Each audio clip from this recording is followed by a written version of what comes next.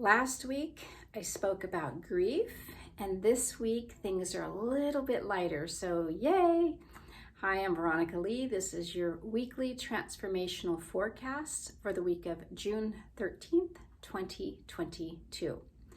So what I saw last week was this sense of grief really kind of bubbling up again, and or for the first time or just for no reason, that there was a sense of grief that could be related to actual loss or a feeling of loss of some kind as our identity starts to shift, as our circumstances start to shift.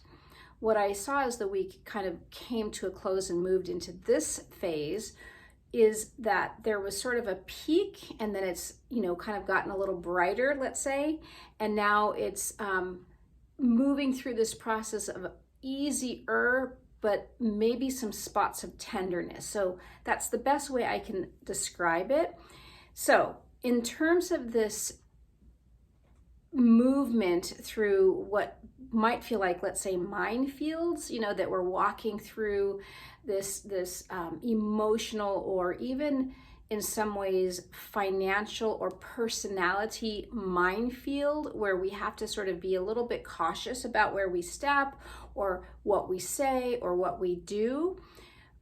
We want to recognize that we get to be in tuned with these potential energies that could explode, right? So it's not about having to be careful because everything's just so potentially volatile, but it's more an opportunity for us to recognize our inherent intuitive gifts of empathy, feeling someone else's feelings, not to dance around them, but to go, okay, they're a little bit tender right now, so I'm not going to go and poke at that, right?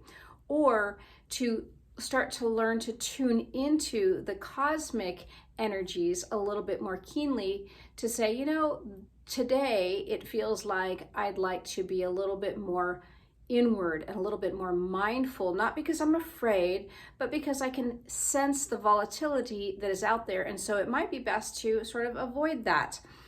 So it's not that we have to be feeling like we're walking on eggshells because of other, but to recognize that things that are out there might be potentially volatile still, a little bit of unease, and it's up to us to learn to make the choices. Okay, I'm going to navigate because I do want to go explore this, or I want to continue with this path, or I have to, get involved in some way.